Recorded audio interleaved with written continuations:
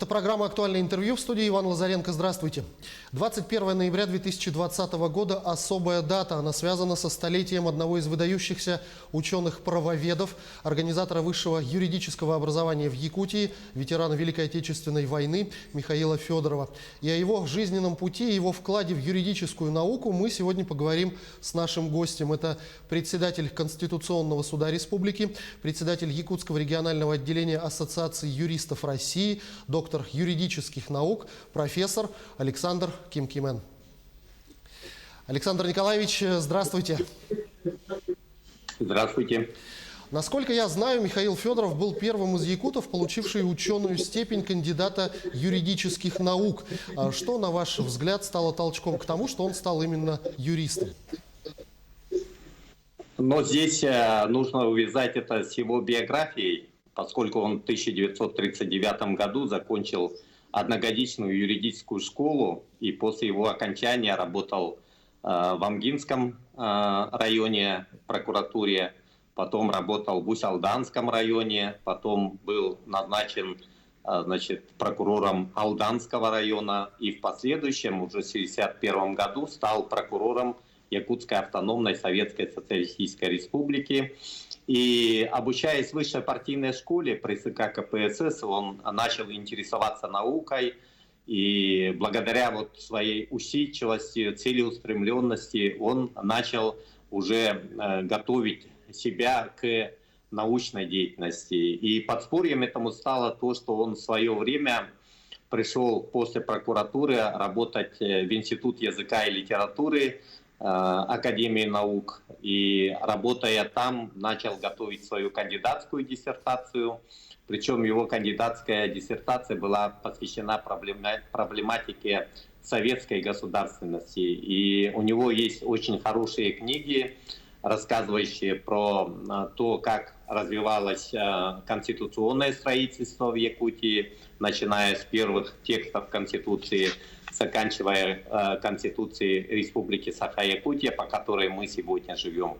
Поэтому он первым из народа Саха защитил кандидатскую диссертацию, и затем он стал первым доктором юридических наук. И причем он защищал свои диссертации в Москве. Кандидатскую диссертацию он защитил в Институте государства и права Академии наук СССР, а докторскую диссертацию он защищал уже на диссертационном совете Московского государственного университета имени Михаила Васильевича Ломоносова. И у него были очень талантливые научные руководители, известные ученые. И, конечно же, то, что он в последующем написал очень много крупных работ в сфере права, говорит о том, что он является очень таким подготовленным юристом. Михаил Михайлович был участником Великой Отечественной войны. Расскажите, пожалуйста, об этом этапе его жизни. Я вообще в начале беседы вы сказали, что 21 ноября это особая дата в нашей республике, поскольку исполняется 100 лет Михаилу Михайловичу Федорову. Я здесь хотел бы отметить, что Михаил Михайлович Федоров является большим патриотом Якутии, он является защитником Отечества, он является солдатом Победы, и он является прокурором республики, он является основателем высшего юридического образования. Вот почему Арсений Сергеевич Николаев, глава Республики Саха-Якутия, 7 августа подписал распоряжение о создании организационного комитета по мероприятиям, посвященным столетию Михаила Михайловича Федорова. И этот комитет возглавляет Ольга Валерьевна Балабкина. И отвечая на ваш вопрос, я хотел бы отметить, что действительно Михаил Михайлович вырос в далеком селе Черкёх Таткинского улуса. И в свое время он ушел на фронт, работая в системе прокуратуры. И он с самого начала войны хотел записаться добровольцем, но был призван уже только в 1942 году. И в последующем он сражался на Западном фронте в составе 2-го Украинского фронта. И здесь я хотел бы отметить, что он был очень таким отважным воином, да, и об этом говорит тот факт, что он участвовал в боевых действиях в качестве комсорга 3-го стрелкового батальона 487-го стрелкового полка 143-й Конотопско-Коростенской краснознаменной ордена Суворова стрелковой дивизии. При этом в его активе участие в прорыве обороны немецко-фашистских захватчиков на Днепре, это северное Киева, в освобождении тяжелыми боями городов Коростень, Оливск, в окружении крупной группировки вражеских войск в районе западноукраинского города Ковель. И вот во время очередного наступления в районе Иванкова 9 ноября 1943 года Михаил Михайлович получил первое ранение в левую руку, а в последующем 26 марта 1944 года во время сражения под станцией Кашары западнее города Ковель был тяжело ранен в обе ноги, живот и левую руку. Вот почему из-за тяжести ранений он был госпитализирован в город Чернигов. Здесь я должен отметить, что согласно справке архива военно-медицинских документов Министерства обороны СССР, в результате ранений Михаил Михайлович был признан ограниченно годным в военной службе. Вот почему его перевели в запасную дивизию Киевского военного округа, и в новой должности он сопровождал эшелоны советских войск, побывал почти на всех фронтах, в том числе Прибалтике, Польше, Чехословакии, Румынии, на Дальнем Востоке, и даже добрался до города Мешхеде в Иране. И был уволен, демобилизован с армии только в 1946 году. Михаил Федоров, работая в прокуратуре Якутии, занимался реабилитацией представителей интеллигенции республики. О чем может свидетельствовать этот факт его биографии?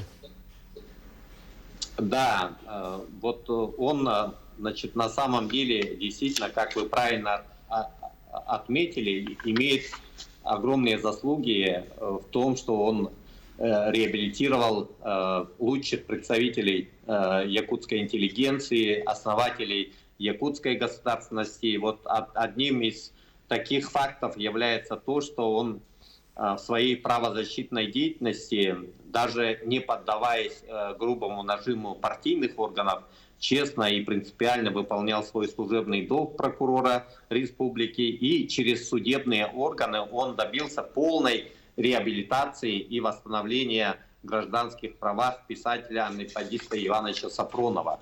Потому что, значит, вот вернул народу его светлое имя, и это стоило ему очень больших усилий. Для этого он встречался с заместителем генерального прокурора Союза СССР, работал в различных архивах для того, чтобы доказать, что это был честный человек.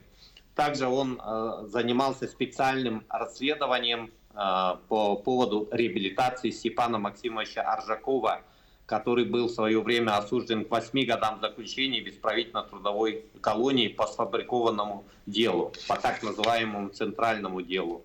И он также занимался вопросами Габышева Александра Гавриловича, тоже одного из основателей Якутской АСР. Поэтому мы считаем, что он внес такой большой вклад в реабилитацию лучших сыновей нашего народа. И мы, конечно же, должны признать, что когда он работал прокурором республики, было строительство вот этого каменного здания, который мы сейчас видим, где республиканская прокуратура. Там две очереди. Вот первая очередь была построена именно Михаилом Михайловичем Федоровым. Также у него большой вклад в целевой подготовке кадров. Он через Генеральную прокуратуру СССР добился целевой подготовки юридических кадров в Свердловском юридическом институте, Харьковском юридическом институте. И как я отмечал в начале, он действительно делал очень многое для того, чтобы система прокуратуры и в целом республика имела достойные юридические кадры. Михаил Михайлович Федоров – это ученый-правовед и основоположник высшего юридического образования в нашей республике. Скажите, насколько было сложно в то время доказывать необходимость открытия юридического отделения здесь, именно у нас в Якутске? Да, ну для того, чтобы открыть юридическое отделение, как мы с вами говорили, он сначала защитил кандидатскую диссертацию, докторскую диссертацию, имел ученое звание доцента, потом получил ученое звание профессора. И благодаря его настоятельным постановочным вопросам при поддержке тогдашнего ректора Арьяна Ильича Кузьмина, декана историко-филологического факультета Ивана Григорьевича Спиридонова, ему удалось в 1982 году открыть заочное отделение правоведения при историко-филологическом факультете. Причем дневное отделение было открыто только в 1988 году. И я являюсь его учеником, поскольку с 1984 по 1990 год я обучался в стенах Якутского государственного университета и под его руководством подготовил свой дипломный проект, который назывался «Политика, правовые аспекты повышения статуса Якутской автономной Советской Социалистической Республики». Я защитил свой диплом в мае 1990 года и получил диплом с отличием, за что я ему благодарен. И в 1984 году по его настоянию я был избран заведующим кафедрой правоведения. И 1994 года мы вместе с ним занимались вопросами обеспечения кадрами, вопросами оказания методической поддержки с Московским государственным университетом, в том числе персонально с Михаилом Николаевичем Марченко, тогда он был первым проректором Московского госуниверситета, добивались целевых мест в аспирантуре Московского госуниверситета. И мы очень рады, что сегодня достаточно большое количество у нас остепененных преподавателей.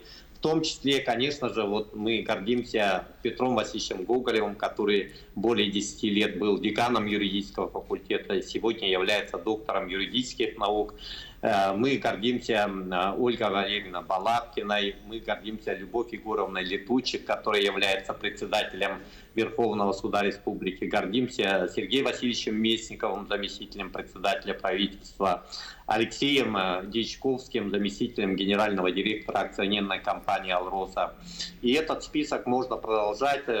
Уполномоченный по правам человека Сардана Михайловна Гурьева и так далее. Вот здесь я хотел бы отметить, что Михаил Михайлович действительно сделал очень такую серьезную систему.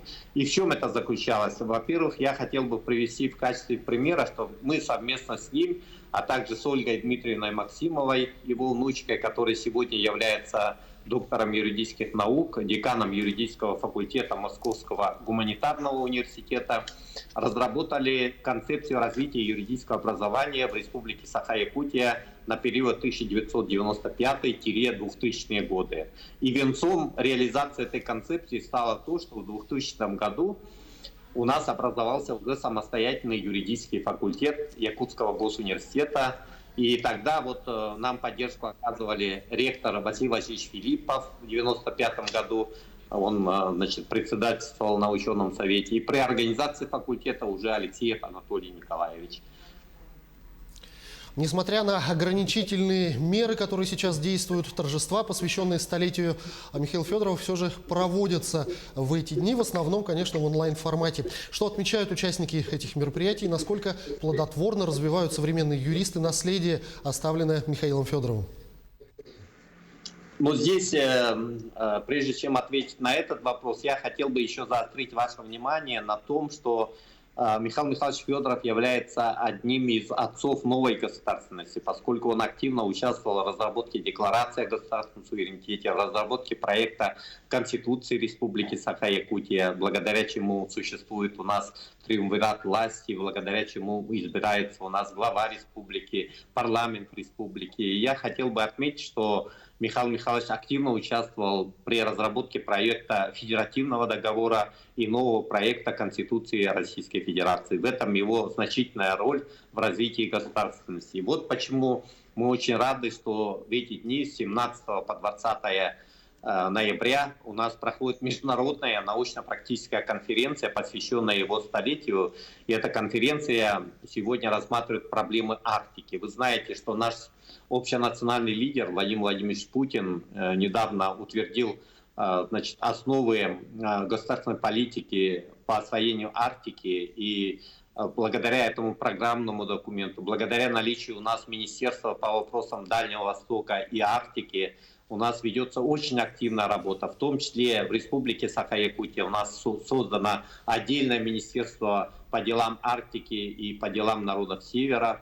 И благодаря вот этой целевой работе у нас много внимания уделяется развитию коренных малочисленных народов Севера. И вот я, выступая на заседании научно-практической конференции в стенах Института законодательства и сравнительного правоведения, говорил о том, что мы сегодня должны бороться за интересы России в Арктике, потому что сегодня это самый центральный геополитический вопрос. И здесь не только военное присутствие решает роль, а еще и решающую роль имеет то, что мы в популяционном плане, те оленеводы, рыбаки, охотники, они доказывают, что север освоен. То есть коренные малочисленные народы севера, они несут важную охранительную функцию российского государства. Вот почему они, конечно же, вправе надеяться на определенные преференции со стороны государства в части уровня оплаты труда, в части пенсий. И я очень благодарен жителям Севера. И недавно вот в Высшей школе инновационного менеджмента открылось отдельное направление. Это именно по подготовке кадров для Арктики. Я, выступая на открытии этого нового курса, говорил о том, что кадры будут решать многое, поэтому я хотел бы поблагодарить НВК Саха, программу Якутия-24 за ваш интерес. Хотел бы сказать, что день рождения Михаила Михайловича Федорова, он имеет для нас очень большое значение, хотя мы сейчас работаем и живем совершенно в другой период времени, связанный с пандемией, но тем не менее мы, ученики Михаила Михайловича Федорова, оптимистичны и будем делать все возможное, чтобы, как говорится, развивать нашу республику, поскольку в 2022 году мы будем отмечать столетие Якутской АСР, а в 2032 году мы будем уже отмечать 400-летие вхождения Якутии в состав великого российского государства. И за все эти годы представители Якутии достойно защищают интересы России, в том числе с оружием в руках, в Первой мировой войне, во время Второй мировой войны, Великой Отечественной войны. Поэтому я сегодня рад рассказать о деятельности Михаила Михайловича Федорова. Александр Николаевич, я благодарю вас за эту беседу. Спасибо, что ответили на наши вопросы. Всего вам доброго. Спасибо вам. Это была программа «Актуальное интервью». И сегодня моим гостем был председатель Конституционного суда республики, председатель Якутского регионального отделения Ассоциации юристов России, доктор юридических наук, профессор Александр Кимкимен. Берегите себя и своих близких, обязательно носите маски, дезинфицируйте руки и соблюдайте социальную дистанцию. До встречи в эфире.